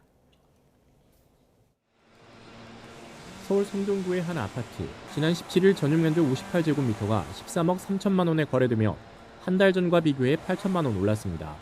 11호 대책 이후 거래는 또 끊겼지만 집주인들이 이사 갈 데가 마땅치 않고 호가도 낮추지 않아 상승 거래가 이어지고 있습니다. 그러니까 여기를 팔고 갈 데가 없어요. 왜냐면 사람들이 이걸 팔고 하급지로 가지는 않거든요. 이거보다 더 좋은 데로 가셔야 되는데 이걸 팔고 그 돈 조금 남은 거 가지고 어디를 가겠어요. 사실 갈 데가 없어요. 이런 가운데 서울 아파트 값은 0.18% 오르며 지난주보다 상승폭이 0.02%포인트 줄었습니다. 4주 만에 확대됐던 서울 아파트값 상승폭이 한 주 만에 다시 꺾인 셈입니다. 송파구가 0.39% 상승하며 가장 많이 올랐고 동작구가 0.35% 오르는 등 강남 3구와 용산구, 한강벨트 일부 자치구 아파트값은 여전히 강세를 보였습니다. 고가단지의 수요 쏠림 현상이 커지면서 소수 거래가 신고가로 이뤄지다 보니 가격 상승도 이어지는 모습입니다. 하지만 이런 소수 거래가 시장 전체 기준점으로 작동하며 시장 왜곡을 초래할 수 있다는 우려도 나옵니다. 강남 3구라든가 용산구 이런 주요 지역들, 특히 한강벨트 지역 중심은 현금 자산가들이 움직이는 시장이기 때문에 이게 결국에는 신고가 경신이 지속적으로 나타날 수밖에 없을 거고 결국에는 시장을 좀 왜곡시키는. 경기 지역 아파트값 상승폭도 0.08%로 지난주보다 소폭 감소한 가운데 비규제 지역으로 풍선 효과가 우려됐던 화성시는 상승폭이 둔화했고 구리시는 상승폭이 확대되며 상반된 흐름을 보였습니다. YTN 최두입니다. 최근 집값이 치솟으면서 이를 영업에 악용한 중개업자들이 적발됐습니다. 의뢰도 안 받은 매물을 시세보다 훨씬 싸게 올려서 고객을 유인한 건데요. 이런 업체를 거르려면 어떻게 해야 할까요? 이영원 기자가 취재했습니다. 한 사이트에 올라온 부동산 매물들입니다. 하나같이 깨끗하고 인테리어도 잘 돼 있는데 가격까지 저렴합니다. 수도권에 있는 방 3개짜리 빌라가 1억 원대에 그치는 등 시세보다 1억 넘게 싼 경우도 있습니다. 클릭할 수밖에 없는 이 매물들, 알고 보니 의뢰도 받지 않고 무단 등록한 것으로 드러났습니다. 서울시가 최근 시민 제보를 받고 조사한 중개업소 가운데 3곳이 이런 미끼 매물을 올린 겁니다. 다른 부동산이 올린 사진을 마음대로 갖다 쓴 건데 무려 1,100건이 넘습니다. 설명을 어떻게 저희가 이걸 하니까 뭐죠? 임대인한테 직접 받아서 한 것도 아니고 그 사진 없는 집들은 비슷한 거 갖다가 붙이는 경우도 있고 허위죠. 중개보조원이 중개사처럼 상담하고 현장 방문을 전담하기도 했습니다. 이들이 중개 업무를 보조할 때는 반드시 신분을 밝혀야 하는데 법을 위반한 겁니다. 보조원 고용 사실을 신고조차 하지 않거나 공인중개사의 휴대전화를 보조원에게 주고 광고를 올리도록 한 것도 적발됐습니다. 등신동 문의주셔서 전화드렸고요. 매물 언제 보실 예정이세요? 중개 보조원이신가요? 네. 서울시는 이 업체 3곳에 대한 수사를 의뢰하고 해당 자치구의 과태료 등 행정처분을 요청했습니다. 이와 별개로 국토교통부에는 실명 인증 강화와 광고 의뢰서 첨부 등 재발 방지 시스템 구축을 건의하는 한편 미끼 매물로 피해를 보지 않도록 시민들이 스스로 조심해달라고 당부하기도 했습니다. 국토부에서도 그 실거래가를 공개를 하기 때문에 주변에서 시세가 나오기 때문에 유독 낮다고 하면 의심을 해봐야 됩니다. 진짜 그 매수인이 매물을 내는 건지 확인할 필요가 있습니다. 또 중개 보조원 소개로 계약했다가 피해를 보면 책임 소재가 불분명해질 수 있는 만큼 명함을 받아 공인중개사인지를 꼭 확인해야 한다고 강조했습니다. YTN 이영훈입니다. 지금 스토브리그에서는 최영우 선수가 기아에 남느냐, 삼성으로 돌아가느냐가 초미의 관심입니다. 여기에다가 강민호, 양현종, 손아섭까지 충분한 경쟁력을 보여준 이른바 최강 양손 4베테랑을 둘러싸고 구단들의 밀고 당기기가 치열합니다. 이정미 기자입니다. 올 시즌 133경기 출전에 3할 타율, 홈런 24개를 치며 KBO 역사상 4번째로 400홈런을 기록한 주인공. 400홈런이란 게 홈런이라서 그런 게 아니라 그래도 지금까지 꾸준히 해와서 누적된 쌓인 홈런? 뭐 이렇게 생각이 들어서 그래도 제 자신한테 좀 뿌듯하긴 합니다. 42의 최영우입니다. 부록인 만큼 기아에 남아 명예로운 마무리를 할 거란 전망이 우세했지만 친정팀 삼성이 뛰어들었습니다. 최영우 선수 아내가 SNS에 오래된 사이일수록 더 잘해야 한다는 책 페이지를 올린 데다 삼성과 30억 계약 성사 보도까지 나오면서 반전 분위기도 감지됩니다. 일단 아내는 FA 관련한 글이 아니었다고 부인했습니다. 삼성도 아직 확정이 아니라고 해명했지만 기아가 제시할 수 있는 금액이 충분하지 않은 건 사실입니다. 영구 결번 0순위로 기아에 남을 게 예상되는 양현종 역시 셀러리캡 안에서 잡아야 하기 때문입니다. 여기에 삼성 강민호와 한화 손아섭까지 아직 최종 결론이 나오지 않은 FA 대여 최강 양손은 모두 이례적으로 노장들입니다. 나이에 비해 과한 금액 경쟁이라는 지적도 나오지만 젊은 선수 못지않은 경기력과 베테랑의 존재감 덕에 스토브리그는 마지막까지 달아오르고 있습니다. YTN 이정미입니다. 자유계약 선수 시장에서 투수 최대어로 꼽혔던 이영하 선수가 두산에 남기로 했습니다. 두산은 FA 이영하와 4년 최고 52억 원에 계약했다고 밝혔습니다. 두산은 김원형 신임 감독으로부터 내부 FA 투수들을 잡아달라는 요청을 받고 적극 공세를 펼쳐왔습니다.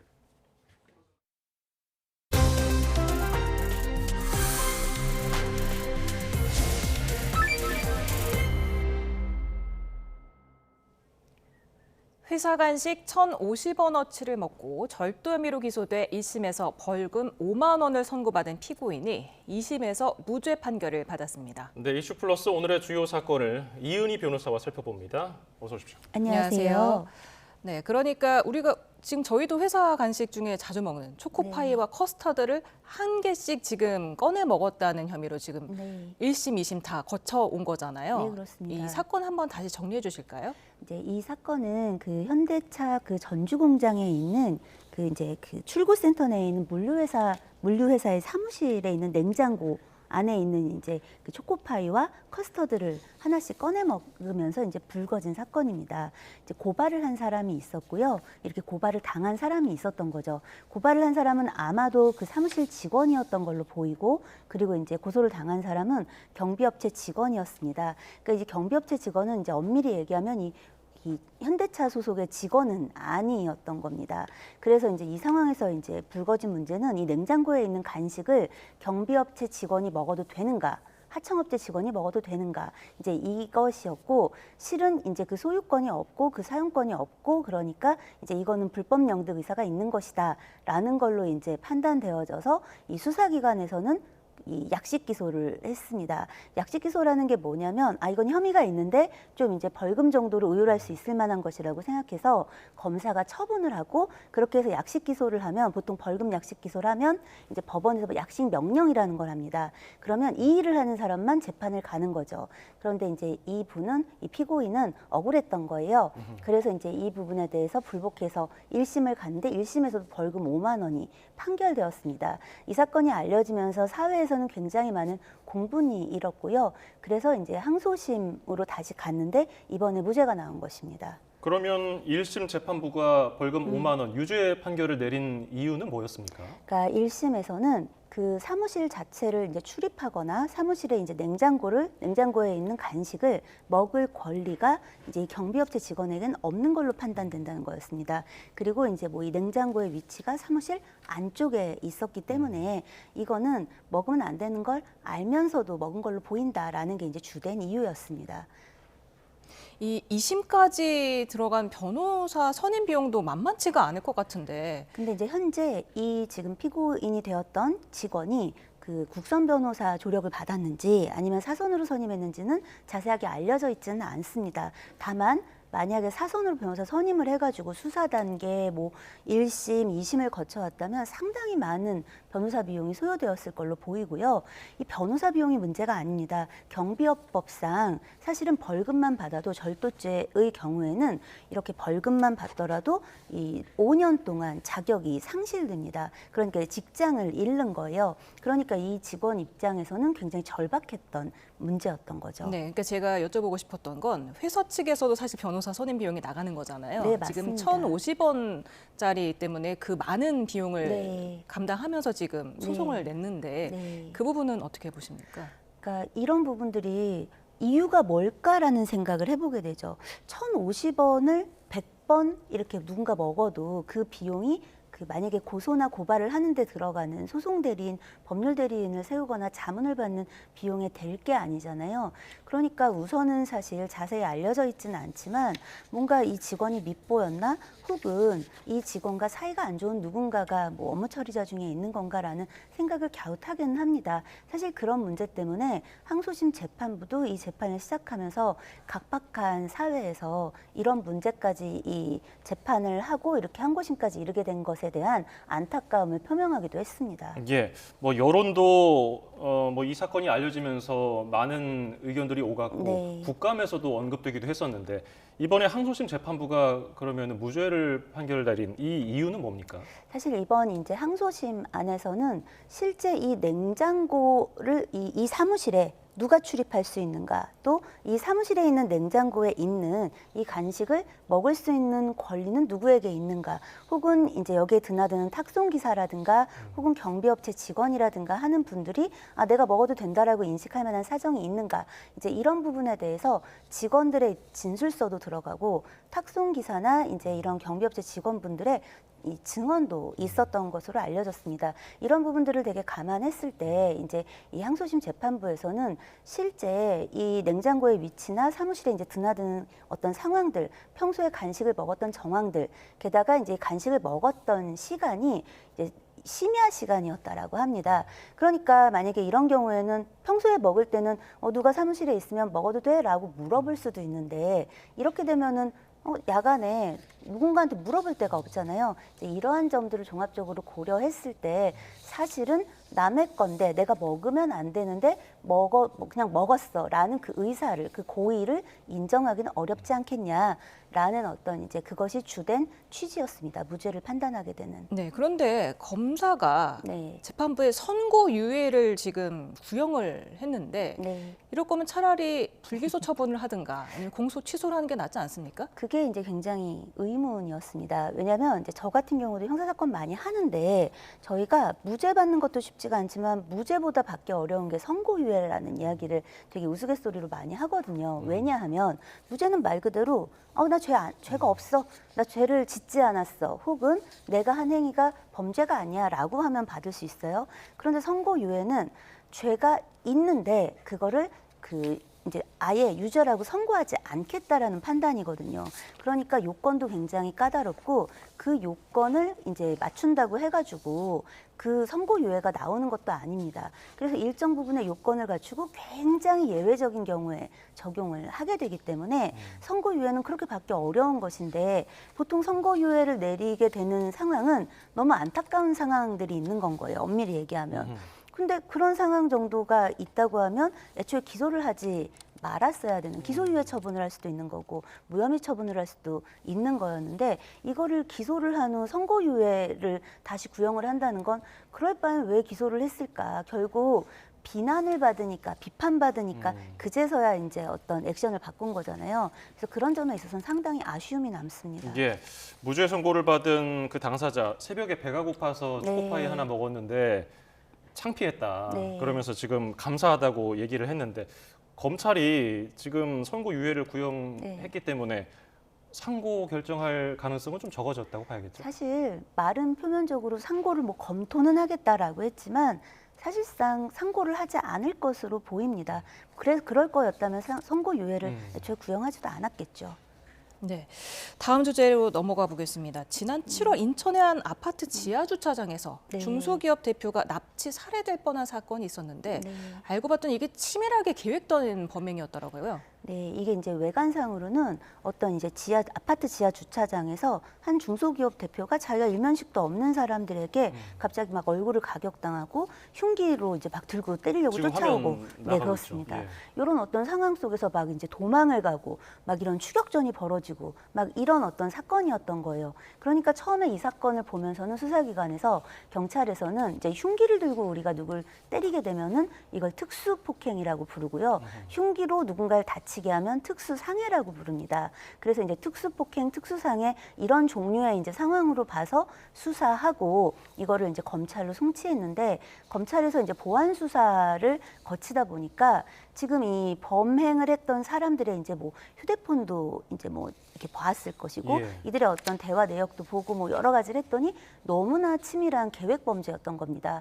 그래서 이제 석 달에 걸쳐서 이제 저 지금 피해자를 뭐 40여 차례나 뭐 카페라든가 뭐 골프장이라든가 이런 데서부터 계속 미행을 한 거예요. 그래서 치밀하게 이제 범죄 도구라든가 심지어 이제 시신을 안매장할 어떤 그런 준비, 그다음에 이제 범행을 저지르고 나서는 해외로 도피할 준비까지를 한 거죠. 그래서 굉장히 그 계획 범죄였고 살인까지를 예비하고 있었다라는 어떤 그런 것들을 이제 감안해서 범죄 혐의도 강도살인 미수하고 강도 예비 뭐 이런 것으로 해가지고 기소가 됐고요. 또 이제 한편 여기에 범인이 2명인데요. 한 명은 이제 그 주된 범인의 사촌간이라고 알려져 있고 이러한 어떤 그 범행을 도운 거죠. 이제 뭐 여러 가지 뭐 범행 도구를 사서 모은다든가 미행을 한다든가 하는 것들에 대해서 조력하였기 때문에 방조죄 같은 어떤 그 범죄 혐의를 받아서 함께 기소되었고 둘 다 구속 상태에 있습니다. 예. 전혀 모르는 사람을 상대로 저렇게까지 준비물을 다 철저하게 계획해서 치밀하게 준비한 내용 참 충격적인데 피해자 지금 경제적인 이유 때문에 범행을 저질렀다고 얘기한 것으로 알려져 있잖아요. 네. 구체적으로 어떤 게 알려졌습니까? 그 이제 검찰에서 이제 발표한 바에 따르면 원래 이 사람 지금 경제적 상황이 굉장히 안 좋았는데 그 무렵 이제 그 코인 같은 걸 내놓은 거예요. 우리가 보통 그 뭔가를 내놓고 뭔가를 사고 매수하고 이제 이런 시도를 할 때는 금전적으로 뭔가 급전이 필요하니까 이제 이런 것들을 이제 파는 건 오히려 많이 하지만 사는 시도 같은 것들은 안 하게 되는데 이 사람은 뭔가 경제적 상황이 안 좋은데 그것과 부합하지 않는 어떤 그 행위가 있었던 거죠. 이제 그런 점에 착안해서 이제 그 수사를 진행하다 보니까 이제 그런 자백을 받게 됐던 것으로 보입니다. 게다가 지금 이제 뭐 경제적 상황 외에도 이들이 이제 이런 범행을 저지른 대상을 보면 지금 피해자 같은 경우는 중소기업 대표고 뭐 이제 동선 안에 뭐 골프장이라든가 카페, 그다음에 저 아파트의 어떤 위치 이런 걸 생각할 때 그 사람의 경제적 지위가 어느 정도 이제 유추가 되잖아요. 그런데 저 그 범인들이 원래는 범행 대상으로 물색했던 사람이 한 명 더 있었던 거예요. 저지르진 않았지만 근데 그 대상은 금은방을 하는 사람이었다고 해요. 그러니까 금괴를 이제 탈취하려고 했었던 것으로 보이고 이제 이러한 어떤 전반적으로 물색했던 범행의 대상이라든가 실제로 이제 어떤 처해 있던 경제적 상황 이런 것들이 있었고 그런 것들을 토대로 추궁한 결과 자백을 받았다고 합니다. 네. 그런가 하면 지난달 14일 오후 청주에서 퇴근길에 실종됐던 50대 여성의 SUV가 어제 충주호에서 인양이 됐고요. 어제 전 연인이 폭행 치사 혐의로 긴급 체포됐습니다. 아직 시신은 나오지 않았지만 지금 폭행 치사라면 사망했다고 지금 보고 있는 겁니까? 왜냐하면 이들은 이제 이 피해자와 가해자라고 부르겠습니다. 피해자와 가해자는 연인 관계였던 것으로 보이고요. 이제 계속 헤어지느냐 만나느냐 이런 것들로 잦은 다툼이 있었던 것 같고 그런 부분들에 대해서 이제 주변인들이 진술을 했는데 그 다툼의 어떤 태양에는 좀 어느 정도의 폭력성도 담보가 좀 되어 있었던 것으로 보입니다. 그런데다가 저 이제 여성이 그 퇴근을 이제 자기 차를 가지고 퇴근을 했어요, 회사에서. 그런데 그 후 그날 이후로 이 여성이 사라진 거예요. 근데 우리가 생활 반응이라는 어떤 단어가 있는데 그게 뭐냐? 우리가 이제 하루에 동선을 보면 뭐 버스를 타든 택시를 타든 뭐 카드를 쓴다든가 뭐 아니면 전화를 건다든가 뭐 누군가한테 문자를 보낸다든가 이러면 그런 것들이 추적이 됩니다. 그런데 그런 반응이 전혀 없는 거예요. 그래서 우리가 이런 걸 부를 때 생활 반응이라고 부르고요. 근데 이 여성이 그 어떤 날 이후로 차를 타고 나갔는데 그 생활 반응이 없어진 거예요. 그것조차도.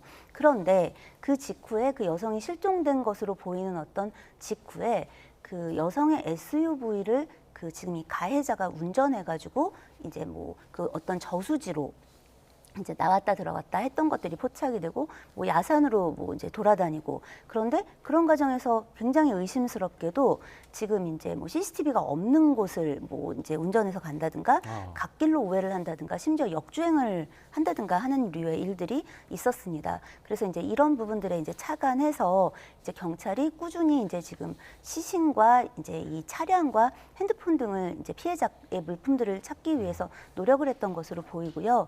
이제 그런 과정에서 이제 최근에 그 여성의 그 차량이 인양이 되기도 하고 했던 것으로 보입니다.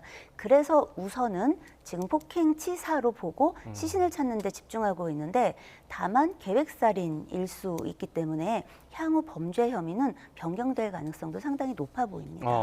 그러면 지금 상황에서 그 방금 말씀하신 표현으로 가해자는 때렸지만은 살인을 하지 않았다고 했기 때문에 시신을 찾는 게 가장 중요한가요? 네, 그렇습니다. 보통 살인 사건에서 시신이 없는 경우에 사망이 입증되지가 않으니까 보통 무죄가 나올 때들이 굉장히 많습니다.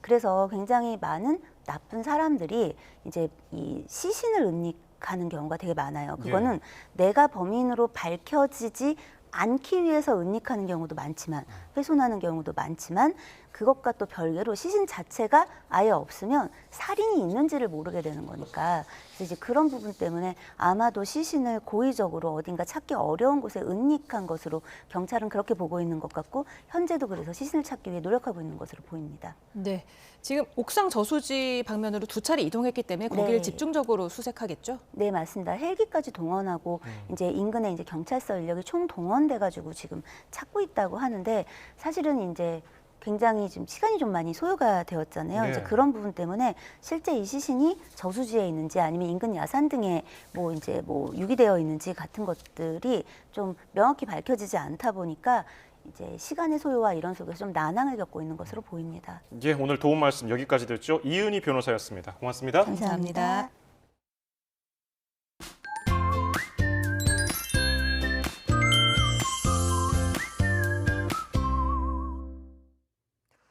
오늘 아침 추위를 부르는 비가 내렸습니다. 비는 그쳐가고 있지만 비구름 뒤로 찬 공기가 밀려오고 있는데요. 기온이 크게 떨어지면서 내일은 서울 아침 기온이 영하 1도, 대관령은 영하 7도로 중부지방에서는 영하권 추위가 나타나겠고 남부지방에서도 체감온도가 영하권을 보이는 곳이 많겠습니다. 한낮에도 서울 기온이 7도, 대전 10도, 광주와 대구도 10도에 머무는 등 오늘보다 또 예년보다 쌀쌀하겠습니다. 내일은 전국이 대체로 맑겠고 대기질도 양호하겠습니다. 다만 새벽 한때 충남과 호남, 제주도에는 빗방울이 떨어지거나 눈이 날리는 곳이 있겠습니다. 또 내린 비와 눈이 얼어 도로 곳곳에서 살얼음이 만들어지겠습니다. 교통 안전에 유의해 주셔야겠고요. 동해안에서는 너울성 파도가 높게 일겠습니다. 다가오는 주말 밤사이에는 경기 북부와 영서 북부에, 휴일 밤사이에는 수도권과 영서 지방에 비가 내릴 전망입니다. 요즘 날이 추워지면서 따뜻한 군고구마나 군밤이 생각나는 분들 있을 텐데요. 고구마와 밤은 맛도 좋지만 건강에도 좋습니다.